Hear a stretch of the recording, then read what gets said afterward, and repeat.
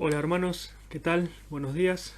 Qué bueno poder estar compartiendo nuevamente con ustedes este tiempo, a través de la pantalla, obviamente, pero bueno, qué bueno que gracias a Dios podemos estar en coinonía, podemos estar en comunión unos con otros y también podemos estar pendientes de lo que nos va sucediendo en la semana a cada uno de nosotros. Así que qué bueno que podemos utilizar todos estos medios para poder comunicarnos. Em, y bueno, un poco lo que hoy quería compartirles o quería trabajar un poquito más es acerca de este tiempo en donde estamos ya, que son 50 y pico de días en los que estamos en aislamiento, donde estamos más tiempo en nuestras casas, en nuestros hogares, y por ahí también estamos mucho más pendientes de la información y mucho más pendiente de las cosas, cómo se van sucediendo y cómo van tomando forma y cómo nos la van comunicando también los medios, la televisión, internet. O sea, estamos también atravesados por un tiempo especial en donde las pantallas ocuparon mayor importancia tal vez en las familias, en el centro de la familia, ¿no? Porque es lo que hay para estudiar, para entretenerse, para trabajar, para informarse, para divertirse, para un montón de cosas que quizás hace tiempo atrás lo teníamos también incorporado, pero al estar por fuera, al salir con uno, salir con otro, o al encontrarnos en grupos, esto se iba siempre un poco, como que no estaba tan pendiendo, tan en el centro de nuestro día a día. Y también quiero más que nada recalcar o traer en esta mañana es el tema de que esto nos lleva a tener una sobreinformación de todas las cosas. Y muchas veces esta sobreinformación es lo que a nosotros nos altera un poco. Y dejamos que nos altere también, ¿sí? Tenemos tanta información de tantas cosas que no sabemos qué es cierto y qué no es cierto, o llegamos a dudar de las cosas que por ahí son reales o no, no sé, pero bueno, siempre esta sobreinformación nos va saturando y nos va cargando hasta decir un punto que digamos, basta. No quiero ver más tele, no quiero ver más internet, no quiero recibir ningún mensaje de texto más, no quiero saber más nada. Y también estas situaciones, o estas situaciones, más que estas situaciones, este sobreexceso de información es lo que interiormente a nosotros nos va cargando y desgastando día a día y semana tras semana. Y en ese desgaste es donde pueden venir chisporroteos, pueden venir malos pensamientos, malas acciones, puede venir un montón de cosas que no son, digamos, que no son propias de nosotros, sino son fruto de haber dejado que todo esto haga algún efecto negativo sobre nuestra vida. Y sobre esto quería compartirles, bueno, varios textos, pero quería compartirles en primer lugar un relato en donde Jesús comparte con los fariseos y los saduceos acerca de qué es lo impuro y lo impuro, pero no voy a tratar sobre eso, sino que en la parte final vamos a leerlo, Marcos capítulo 8, versículo 20 y 21, dice así: lo que sale de la persona es lo que la contamina, porque de dentro del corazón humano salen los malos pensamientos, la inmoralidad sexual, los robos, los homicidios, los adulterios, la avaricia, la maldad, el engaño, el libertinaje, la envidia, la calumnia, la arrogancia y la necedad. Todos estos males vienen de adentro y contaminan a la persona. Y un poco es el final de esto que Jesús les explica a los fariseos y a los saduceos, que estaban diciendo de que por qué se da en el contexto de una cena, por qué los discípulos de Jesús no se lavaban las manos ni los utensilios. Entonces Jesús precisamente le dice, porque no hace falta limpiar las manos o limpiar las cosas, porque eso no contamina al hombre, eso va al estómago y ya sabemos dónde va. Pero lo que realmente contamina al hombre es lo que sale del interior. Esa es la enseñanza que les quiere transmitir a los saduceos y a los fariseos. Entonces, ¿cómo es que se contamina nuestro interior? Porque si no se contamina a través de lo impuro o de los alimentos impuros o del lavado de manos, entonces ¿cómo es que se contamina? ¿Cómo es que se generan en nuestro interior los malos pensamientos, como dice el versículo, la inmoralidad sexual, los robos, bueno, y toda una serie de pecados, ¿sí? Nos dice en el versículo 21, porque de adentro del corazón humano. Entonces, ¿cómo se genera esto en el corazón humano? ¿Cómo es que nuestro corazón puede generar estos pensamientos? ¿Cómo es que nuestro corazón puede generar los malos deseos, los malos pensamientos, puede generar las broncas, las discordias, las enemistades? Y hay otro órgano, que no es precisamente por donde entra por la boca, que también nos habla la palabra, que es el ojo, que es la vista, ¿sí? Y allí quiero que me acompañen a Mateo, capítulo 6, versículos 22 y 23. Y dice así: el ojo es la lámpara del cuerpo. Por tanto, si tu visión es clara, todo tu ser disfrutará de la luz. Pero si tu visión está nublada, todo tu ser estará en oscuridad. Si la luz que hay en ti es oscuridad, qué densa será esa oscuridad. Qué interesante que es que nuestro ojo es por donde entran todas estas cosas que saturan a nuestro corazón y a nuestra mente y nos van generando todas este tipo de cosas. No podemos arrancarnos los ojos y dejarlos de a un lado y ya está, y guiarnos solamente por los oídos, porque por los oídos también se puede contaminar nuestro corazón, ¿sí? Porque por allí entran las cosas, pero en el ojo aún más todavía, porque el ojo aún sin oír se captan muchas cosas y todo lo que se capta tiene un desenlace, un fruto o algo en nuestro corazón y en nuestro pensamiento, sea para bien y sea para mal. Pero por el ojo es donde entran todos los deseos que después en nuestro corazón fructiferan, por así decirlo, y se demuestran y son lo que contaminan al hombre, como nos decía Jesús en Marcos 8. Entonces, también Proverbios nos habla de que guardar nuestro corazón, porque de él mana la vida. Entonces, ¿cómo guardarlo de esto? Es una de las grandes cuestiones, es cuidar nuestra vista, cuidar lo que vemos, cuidar lo que oímos también.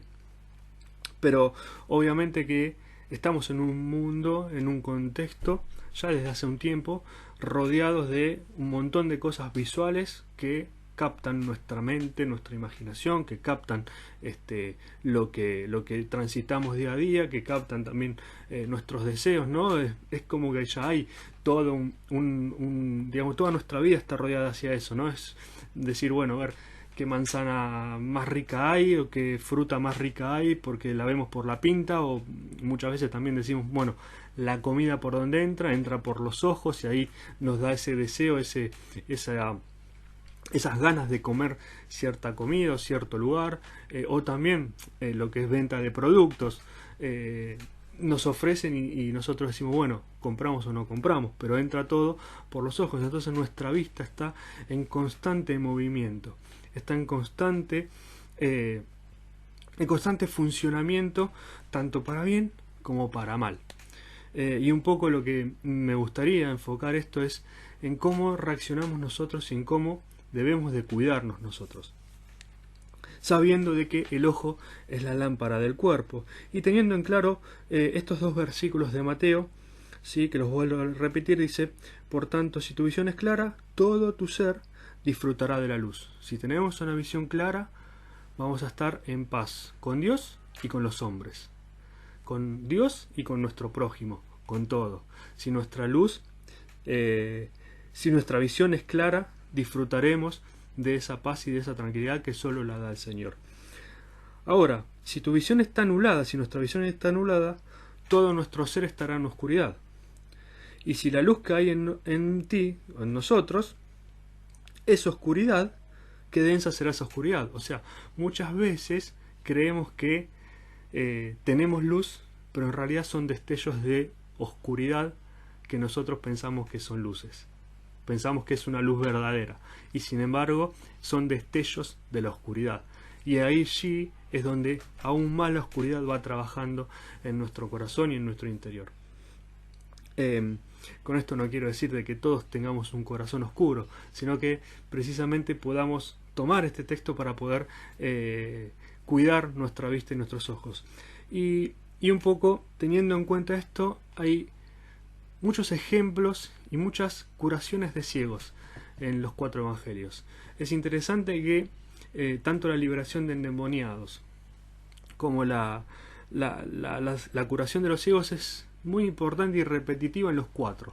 Los 4 evangelistas tienen curaciones de ciegos. Algunos, los que son sinópticos, Mateo, Marcos y Lucas, comparten algunas cosas, y hay otros que tienen incluso algunas sanidades y curaciones propias. ¿Sí? Pero en total aproximadamente entre todos los relatos son 10 relatos de curación de ciego. Y lo que quiero compartirles hoy también es la curación del ciego que está en Juan, que es el único que es extenso, es el más extenso, es todo un capítulo. No lo vamos a leer todo, pero se los dejo para que lo puedan trabajar después en sus casas. Es todo el capítulo 9 de Juan.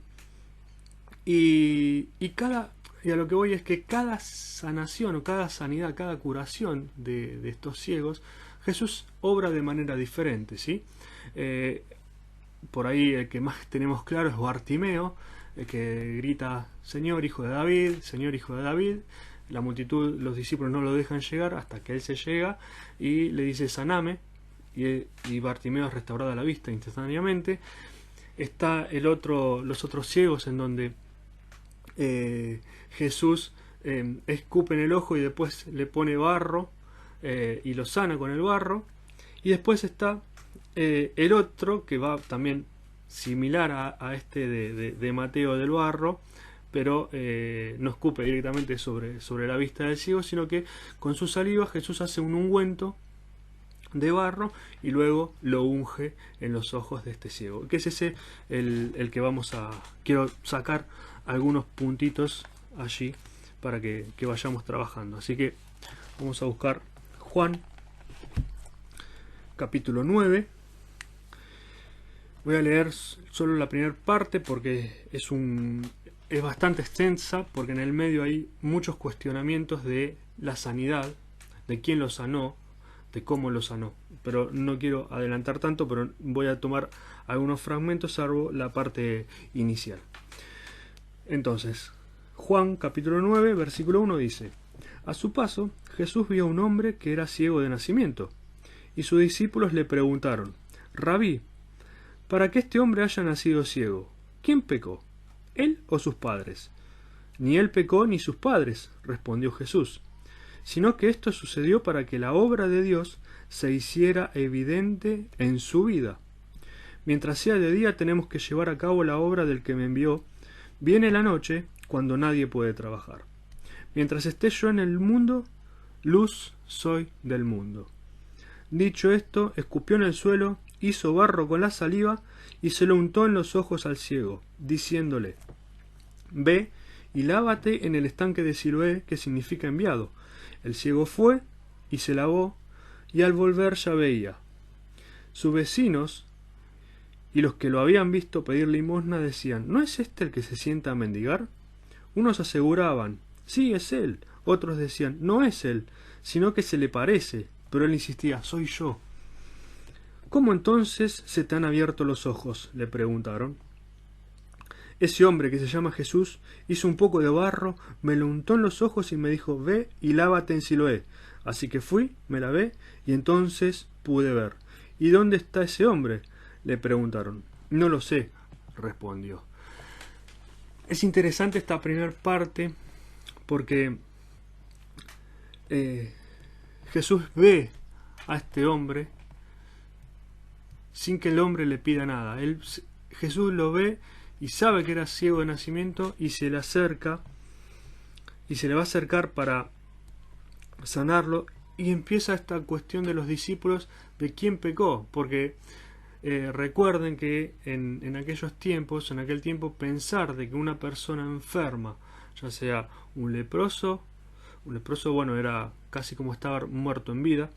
Un leproso, un cojo, un ciego, todas aquellas personas que tenían alguna dificultad y alguna enfermedad grave eran marginadas, apartadas, pero también se creía que era por consecuencia de un pecado, ¿sí? Entonces aquella persona que quedaba ciega era porque era un pecador para la ley judía y fariseica.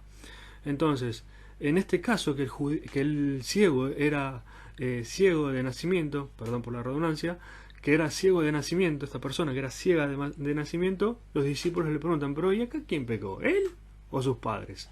Y Jesús le dice, no, ninguno. Entonces, dice, esto sucedió para que la obra de Dios se hiciera evidente en su vida. Qué interesante esto, ¿no? Para que esta persona que por ahí estuvo una X cantidad de tiempo sufriendo, cuando Jesús se acerca por compasión, por misericordia, le devuelve la vista para que esa persona pueda comprender que la obra de Dios se hace evidente en su vida. Entonces, después ahí prepara el ungüento, se lo pone en los ojos y le dice, andá y lavate a Siloé. Entonces un poco yo lo quiero comparar con una actitud nuestra, ¿no? Teniendo en cuenta cómo es que debemos de cuidar nuestros ojos y que por ahí tenemos estos brillos de oscuridad que nos nublan, o tenemos un momento que se nos nubla la vista y ya no podemos tener el foco en el Señor y en su palabra y en un tiempo para Él. Entonces, ¿cómo es que pensando en nosotros, cómo cuando Él nos llama y nos restaura y comprendemos que debemos seguirlo y que debemos seguir día a día sus enseñanzas y tratar de mejorar aún más día a día en lo personal y también en lo comunitario, obviamente. Nosotros estamos ciegos, cegados, ¿sí? Tenemos una ceguera espiritual, estamos, digamos, no reconocemos nada hasta que de alguna manera se nos presenta el momento en que Dios hace la obra en nosotros. Pero en este caso quiero recatar que no es solo el momento de la sanidad instantánea y ya está, sino que hay un proceso. Hay un proceso en donde la persona recibe el ungüento del barro y Jesús le dice, anda al estanque de Siloé. La persona podría haber ido o no podría haber ido, pero por fe y sin no verlo a Jesús, solamente tenerlo de oídas, dijo, sí, es lo que yo necesito en mi vida. Desde chico fui ciego, entonces necesito ahora un cambio, necesito cambiar esta situación. Entonces, no importa lo que me pusiste, no sé, es barro, siento como va que es barro, bueno, yo voy y me voy a lavar en el estanque de Siloé. Ese momento es el nuestro. Es el momento en donde uno acepta y decide obedecer a lo que Jesús nos enseña. Por ahí a veces nos cuesta escuchar la voz de Dios, nos cuesta también obedecerlo, y ahí es donde se nos empieza a empañar los lentes, ¿no? A mí me pasa muy seguido ahora con el tema del tapabocas y los anteojos para manejar, se me empaña mucho y me tengo que poner para un lado, subirlo, bajarlo y termino dislocando completamente la vista porque no es lo mismo tenerlo a los anteojos pegados a los ojos en sí o que estén un poquito más afuera, no los veo. No veo bien, no puedo ver bien, entonces me complica un poco. Entonces estas situaciones que se nos van empañando nuestras vistas ya nos va trayendo cierta oscuridad y vamos dejando el lugar a cosas que no le pertenecen y que no son de Dios, ¿sí? Entonces está en ese momento en decir, bueno, no, acá hay algo que me está nublando la vista, o realmente necesito hacer un cambio en mi vida, necesito volver al Señor. Entonces sí, tengo que ir, ya sé que Jesús me ungió con ese barro, ahora tengo que ir yo, caminar, ir hasta el estanque como puedo, como lo venía haciendo, porque un ciego de nacimiento obviamente que ya tiene las habilidades para moverse en el entorno, entonces con las habilidades que tengo, ir hacia el estanque, y después cuando salgo del estanque, cuando termino de lavar mis ojos, ya voy a tener otro panorama. Y en ese panorama es donde se nos abren infinita posibilidad de cosas que van viniendo de la mano del Señor, ¿sí? Entonces, un poco está esto de esta actitud de decir, bueno, yo aún así quiero seguir limpiándome los ojos, quiero seguir desempañándome los lentes para poder seguir conociendo cosas buenas y grandes del Señor, y también compartirlas, porque si no, no tendría sentido, que es lo que después pasa con este hombre, en donde es cuestionado por sus vecinos, y después por sus vecinos los llevan también a los judíos, porque los judíos no creían en Jesús y no creían que podía estar haciendo esto, que no lo conocían, que no provenía de Dios, ¿sí? Así, eso léanlo después tranquilo. Pero en el centro del capítulo 9, prácticamente, en la segunda, tercera interrogación que hacen sobre el ciego, dice: por segunda vez llamaron los judíos al que había sido ciego y le dijeron: júralo por Dios, a nosotros nos consta que ese hombre es pecador. Jesús. Estaban acusando a que Jesús era pecador. Entonces no podría hacer este tipo de milagros. En el versículo 25 dice: si es pecador, no lo sé, respondió el hombre. Lo único que sé es que yo era ciego y ahora veo. Pero ellos le insistieron: ¿qué te hizo? ¿Cómo te abrió los ojos? Ya les dije y no me hicieron caso. ¿Por qué quieren oírlo de nuevo? ¿Es que también quieren hacerse ustedes sus discípulos? Bueno, y ahí empieza otra controversia más sobre estos y sobre la sanidad del ciego, que no le creían. Pero es interesante esto. ¿Cómo era Jesús? No lo sé, porque no lo podía ver. Solamente lo escuchaba de él, ¿sí? Solamente escuché de él. Solamente escuché. Solamente sabía, conocía, porque él estaba obrando en esto. Y eso lo dice en el versículo 9, en el versículo 11, perdón.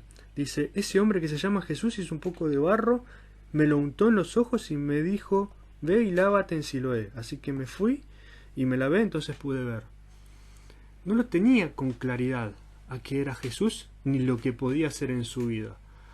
Sí sabía que si respetaba eso, si iba a Siloé, iba a ver el milagro de Dios en su vida.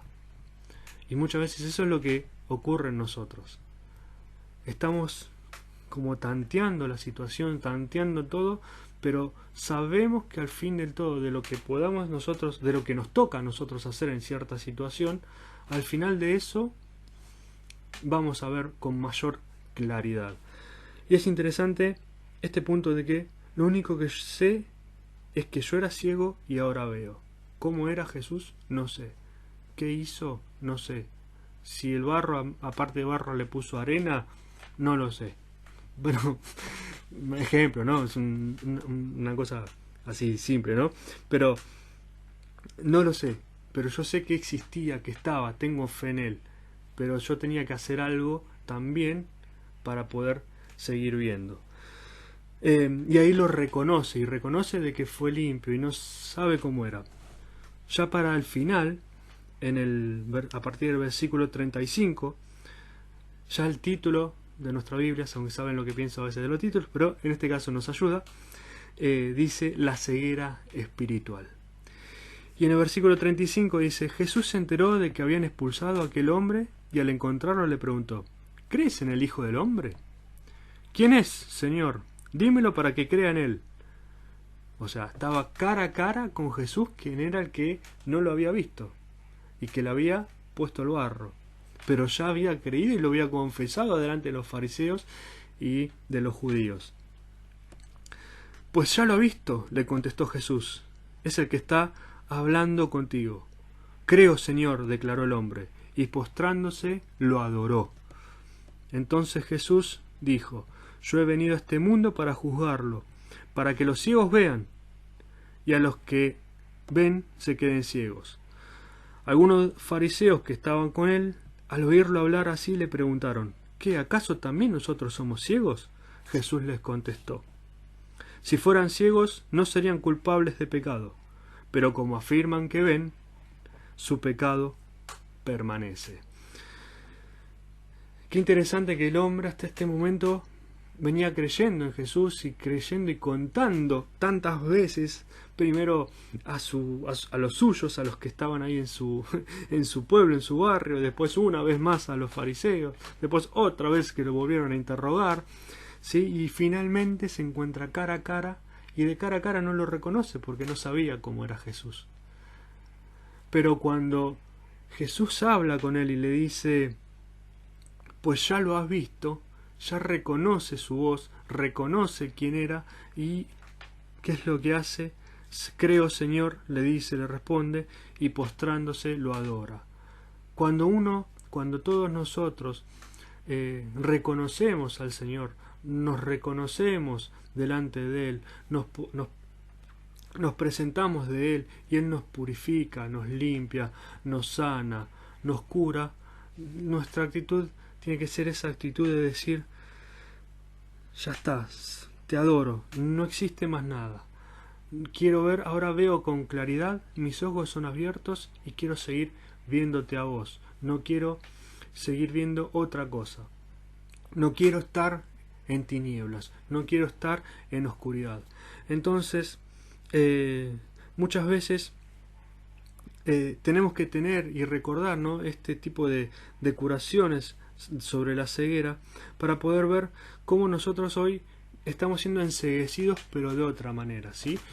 Tal vez, como decía al principio, con sobreexceso de información, sobreexceso de ofertas de un montón de cosas, de productos, de cosas que por ahí no son necesarias. Lo digo a grandes rasgos, no es contra algo en particular, pero muchas veces eso de a poquito o a cuentagotas, esos brillitos de la oscuridad, por así decirlo, después nos hacen ver falsamente una luz que es más oscuridad aún todavía. Entonces, qué bueno es que podamos tener este tiempo de reconocernos como ciegos, como que fuimos también sanados de la ceguera, y como reconocernos como que tenemos que limpiarnos los ojos cada día para que nuestro corazón no se vea alterado por cosas negativas ni por cosas que luego terminan en malos pensamientos, en broncas, en enemistades, en disputas, en un montón de cosas que afectan y alteran no solo a nuestra vida, a nuestro corazón, a nuestra relación con Dios, sino que afecta también a otras personas. Y ya para finalizar, también quisiera poner el ejemplo de esto de cómo nos vamos confundiendo, ¿no?, entre las luces, si es una luz verdadera o si es una luz de oscuridad, si estamos ahí, ¿no?, que sí, que no, que sí, que no. Y en Apocalipsis, en el mensaje a la iglesia de la Odisea, en versículo 3, vamos a leer solo unos versículos nomás. La iglesia de la Odisea es la iglesia que está en la tibieza, que el ángel le dice, andá y decirles que no son fríos ni tibios, no son fríos ni calientes, ¿no? Entonces son tibios, están ahí. Entonces muchas veces la ceguera, esta ceguera momentánea o pasajera que nos toma, porque realmente nos toma, en mi caso muchas veces me toma, y bueno, un poco por esto, porque estoy trabajando esto, también quería compartirles esta palabra. Esta ceguera nos deja y nos entibiece, nos pone tibios. Entonces nos va apagando también, ¿no? Y nos va mermando. ¿Qué es lo que realmente el enemigo quiere hacer en nosotros? Que estemos un ni, ¿no? El famoso ni. Ni. Bueno, entonces esto es lo que nos va ocurriendo en nuestra vida espiritual. Si bien no estamos ciegos completamente espiritualmente, pero sí nos va provocando esta tibieza. Las situaciones como van viniendo y cómo nos van afectando nos producen cierta tibieza, tanto para la oración personal, para el momento de lectura de la palabra, para compartir algo con la familia, para compartir algo con alguien, en fin, dependiendo de lo que cada uno esté pasando, lo que cada uno necesite también, pero se nos van presentando estos momentos de tibieza. Y lo que le dice en el versículo 18, Apocalipsis 3, versículo 18, Por eso te aconsejo que de mí compres oro refinado por el fuego, para que te hagas rico, ropas blancas para que te vistas y cubras tu vergonzosa desnudez, y colirio para que te lo pongas en los ojos y recobres la vista. El Señor está siempre dispuesto a darnos las herramientas y los materiales para que nosotros volvamos a encaminarnos por los senderos de justicia. El Señor siempre está dispuesto a darnos ese colirio. Está siempre dispuesto a vestirnos, como en el caso del hijo pródigo, con nuevas vestiduras, ¿sí? Está siempre dispuesto a hacer banquete por nosotros. Está siempre dispuesto a ir a buscar a la oveja perdida o aquello que está perdido también. Entonces, hermanos, quiero finalmente decirles y dejar esto como mensaje, ¿sí? de todo lo que vimos en este tiempo. Es que estemos atentos y que cuando descubramos que nuestra vista se nubla, que nuestra luz que está entrando por los ojos no es una luz clara, no es una luz verdadera, no es una luz que nos refleja a la presencia del Señor, empecemos a reflexionar y a repensar qué es lo que estamos haciendo, qué es lo que estamos y cómo lo estamos demostrando. El mejor termómetro es eso, cómo nosotros nos estamos comportando hacia afuera.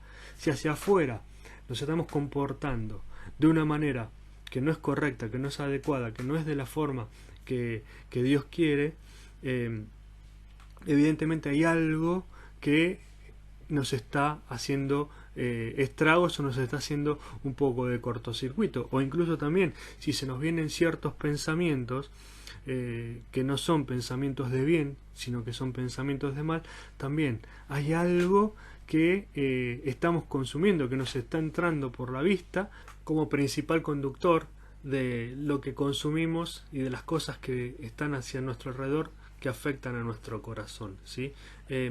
Quiero que en este tiempo, hermanos, podamos estar trabajando cada uno sobre estos puntos, ¿no? Sobre ver cómo todos estos cambios y todo este exceso de información, todo lo que se nos ofrece por distintos medios, por la televisión, por internet, por las publicidades, por todos lados, de cómo nos está afectando, incluso también cómo nos está afectando todo este tiempo y cómo dejamos que todas esas cosas sean permeables a través de nuestros ojos y lleguen directo a nuestro corazón y a nuestro ser, como dice el Evangelio según Mateo, ¿sí? Para que todo nuestro ser esté en luz y esté iluminado.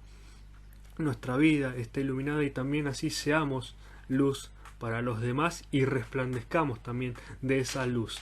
Y recordando también que nuestros ojos tienen que estar fijos en Jesús, quien es el autor y el consumador de nuestra fe, ¿no? El principio y el fin y el perfeccionador, como traduce NBI, de nuestra fe. Él es el que perfecciona nuestra fe en este caminar. Y así como el ciego, de su fe que se fue perfeccionando hasta verlo cara a cara, también nuestra fe se perfecciona de esa manera y somos nosotros los que tenemos que seguir caminando día a día y limpiando y protegiendo nuestros ojos. Y finalmente quiero leerles el Salmos 27, versículo 1, dice: El Señor es mi luz y mi salvación, ¿de quién temeré? El Señor es nuestra luz y nuestra salvación. No hay mal alguno que pueda venir sobre nosotros. Hermanos, nos animo a que podamos en este tiempo pensar en estas cosas y podamos enaltecer el nombre de Jesús por medio de nuestros actos, enaltecer y glorificar lo que Él nos da por medio de nuestras acciones y de nuestras actitudes, y reconocer también aquello que debemos cambiar y aquello que debemos iluminar en nuestro corazón. Hermanos, Dios los bendiga grandemente y que tengan una semana hermosa y una gran semana de bendición. Muchas gracias.